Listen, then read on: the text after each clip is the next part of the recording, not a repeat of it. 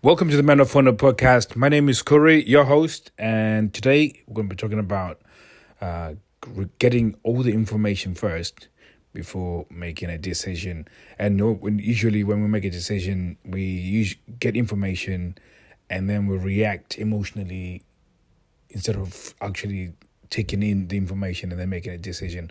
And this is quite an important thing because I'm talking about this because I took my car for a service and MOT plus a repair on a leak. So the cooling system seems to be leaking water. So I've had to be putting water every morning, which is quite strange. So, but I've taken it to the garage. They've looked at it. They found the leak, and they've said they've repaired it. And then they went through the service, which went fine. And then now with the MOT, they said I need to buy a whole entire alloy because the one that's on there right now is cracked.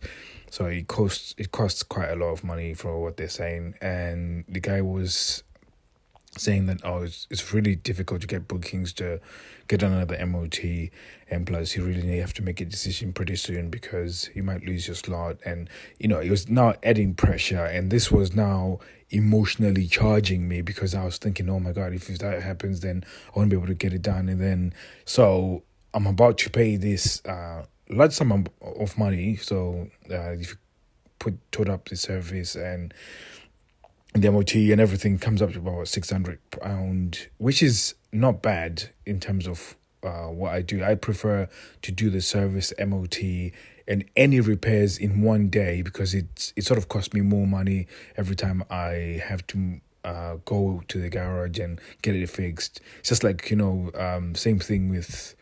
And my wife has adopted this as well. Like, when you put fuel, there's people that put fuel just like £20. I don't get why you would do that because you're only going to drive for a day and a half and then have to go to a fuel station and put £20 again. I just think it's better just to put a full tank. So I just use the same concept that if I got anything that needs to be done to my car, I get it all done in one day, or at least in a couple of days that I'm not working. So I need it for when I'm working. I don't have to do any other, things. Well, I don't have to go back for another thing. So it is frustrating because I don't like to have to go back. But at the same time, I don't want to have to make a decision based on pressure, or at least feel a certain bit of pressure. So I told the guy, I'm not going to make a decision now. I'm going to just see what other options are out there before I make that decision, because it seemed like it's in his best interest to make money. It's in his best interest for me to actually get a new tire or a new wheel. Whereas I think there's possibilities of getting a second-hand one, and I'm not going to be paying anywhere close to 360 quid for a wheel when there's a potential that I can get it for 150. So it's my car for work. I don't need it to look glamorous. So it got me thinking about, every single day we get bits of information and we react to it emotionally. And sometimes it's good to react emotionally because, we're that's how we're wired as human beings. But then sometimes you need to just take a step back and, okay, I'm feeling these emotions. It's quite frustrating, and especially the negative ones, quite frustrating and everything else. Because sometimes when you do those, I could have done it and I would have felt this deep regret because I've not exhausted every other option before I made that decision. Now, I might end up buying it anyways tomorrow because I want the convenience of it. So really, I'm paying whatever, £360 because of convenience. But I want to give myself time to actually take in as much information as possible. If it's a crack it says there's a crack on my wheel, on my alloy, which means that there's a potential that it might be able to be welded. So that's another option I can look into. I can get a second-hand one. That's another option I can look into. If I've exhausted those options, and also time is a factor. So if I can get those options, but it means that I cannot get it on time and I cannot get it sorted out in a time scale that I wanted to, then I'll then opt to just go and spend more money and then just get it over and done with. But my point being that it's very important to be very good at collecting data, or as much data, before making a decision. And we make so many mistakes and things that we regret. A lot of the things that you can look back and regret in your life right now are things that you just didn't take that time to take and collect data. Now, I'm saying this, and it might sound like I'm being, oh, like I'm the Lord and I don't make any mistakes. I make massive mistakes. The fact that I know this information means that I've made loads enough mistakes to actually analyze and say, you know what, you're making really bad decisions, man. You need to figure out a way of making better decisions. And this is how I've come up with a way of making better decisions. And again, the best decision here is actually just to buy the thing, so that it's ordered, it's there tomorrow, and I get it changed, and it's all paid for, and everything is done. So, yeah. So I'm probably delaying it. I'm probably actually making a bad decision, and I'm overthinking it, because that's another thing that you end up doing. That you, by overthinking it, it causes you not to act, and then all of a sudden, because you've not made an action, then it becomes another bad decision. So, but with this podcast episode, I thought it's quite interesting how I've found myself in this situation. But I'm willing to just look through as much information as possible. And this is to do with my car, but this is with everything. Like all the major decisions that you make, we make decisions every single day. And even to the micro decisions, if you make a good decision every single day based on the information that you're collecting, then over time you just get better at collecting information to make better decisions. And like every morning I wake up, I start collecting as much information, and my information is to just be grateful that I'm alive. I've woken up, so it's some information that I'm taking in. My family, my kids, everybody's well, and then I start taking that information, and usually it sets my day up. It's because I've started collecting that information. If I started my day thinking the worst thing, and I'm just collecting negative things, the negative thoughts, the whole day becomes pretty rubbish, because all I'm doing is setting myself up for failure, or at least setting myself up to having a bad day.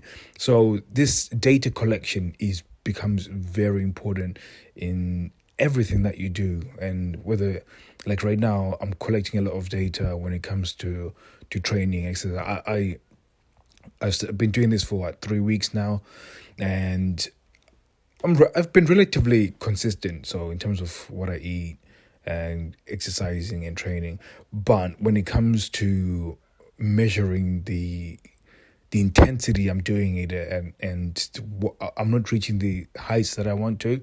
So while I hit it at the gym, I'm not pushing myself as much. And I started collecting data on it. I was like, why is it I'm not pushing myself as much? What can I do to push myself as much? And then I thought, you know what? The reason why I'm not doing it is because I'm doing it by myself, and it makes it a lot harder when you got the people that are successful in this weight training or whatever. They always have a partner, or have somebody who they're doing it with, a friend. So when you're struggling, or at least when you're training with them, most likely the things that you're weak on, they'll be their strength, and vice versa. And then you just compete, and it's almost like a healthy competition. There's healthy complementary relationship where you now add to each other in terms of your overall growth. So again, I've been trying to get as much data in order to make the right decision, and my decision has now come to, I want to do Muay Thai, and Muay Thai is it's Thai boxing, and I want to do a little bit of boxing, so I can be doing a combat sport again. I used to do Taekwondo when I was a bit younger. I did a bit of MMA when I was a bit younger as well. So I enjoy that, and I enjoy the fact that it was quite physically demanding, but at the same time I'm learning a skill, and I think it works better for me on the sense that my brain I like to problem solve, and again, hence the reason why I'm an engineer. But I like to problem solve. So the fact that I'm being thrust into this sport where I'm falling into a chasm, basically, where I don't really know much, and the figuring out is going to be the fun bit. So I'm actually getting fit while trying to figure out how to do the sport.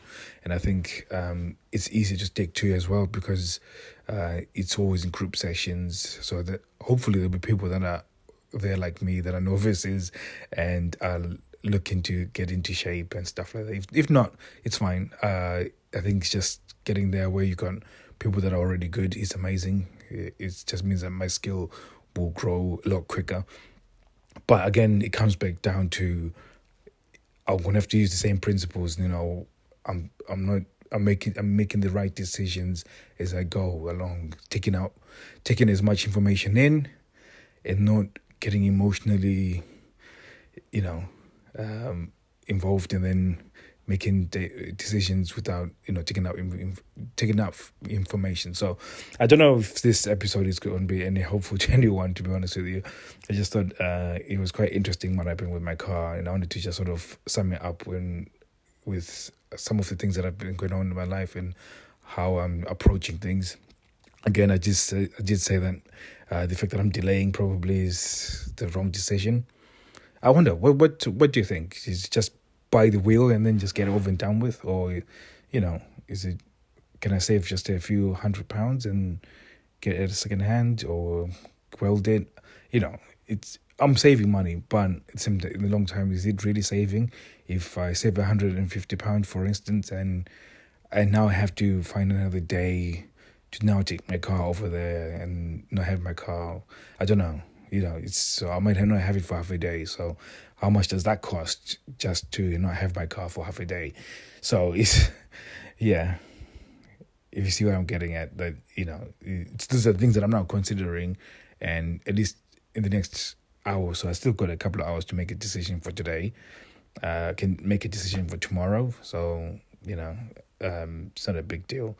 I can get the wheel by Friday, get it all sorted out by Friday anyways, because it's just literally changing a wheel, isn't it? So anyways, this was happening in my life today, and it's got probably nothing to do with any of what you guys are doing and are interested in. But I thought it was quite interesting, and hopefully you find it interesting, and you can see something that in your life that you've made an emotional decision, or you're about to make a decision, and you're just so emotionally involved. You've not taken enough information about it, and you're about to do it, and it's like, don't do it. Just get a bit more information. I don't know why this story is coming to mind, but this lady wanted to buy a house recently. Well, this is a story I was hearing, that she wanted to buy a house, and apparently the couple had won some money on some game or something, so they decided to sell their house, and they've moved to Spain. So this is just a one-time offer. You need to buy this house instantly, and it was just like there was just that little bit of pressure, the scarcity and stuff, and some really good marketing, to be fair. So this lady ended up buying this house. She had 2 kids, a single mom, and she bought this. It was literally a steal, and she'd been saving money for such a long time. And then she got the house, and over time she started seeing some cracks and stuff. And when she got somebody to come and look at it, they said, "Oh no, this house is not fit to live in because it's sinking." So she had made that decision pretty quickly, and pretty much lost her money based on the fact that they really tapped into her need. So like, this guy was really tapping into my need, and I just needed to take a back step and just really think things through. And that's how I like to get as much information as possible and then make the right decision. So if it costs me a bit more money, at least I feel I got the ease that I've made the right decision. And just that story is what's probably inspired this podcast episode, because of that I was so emotionally involved with what you were saying that I almost just said yes, just whatever. But no,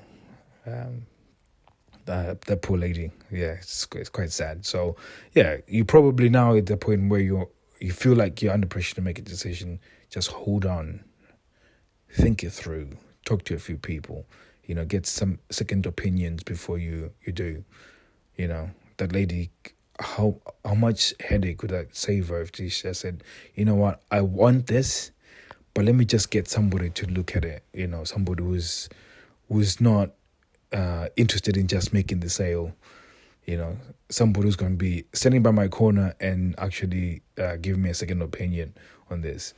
So hopefully this is helpful, guys, and thank you very much. And if you've got any questions, please send them on my Instagram. My name is Corey Mahamba. I'll put it in the description as well. So thank you very much. If you've got you need any help making decisions and you want to maybe speak to somebody about this decision that you're not sure what to do, join the Men of Honor Facebook group, where you can just come and ask your question and get a few people to give you their opinions on whatever you want an answer on. So thank you very much for listening, and I hope I'll be seeing you soon. Take care.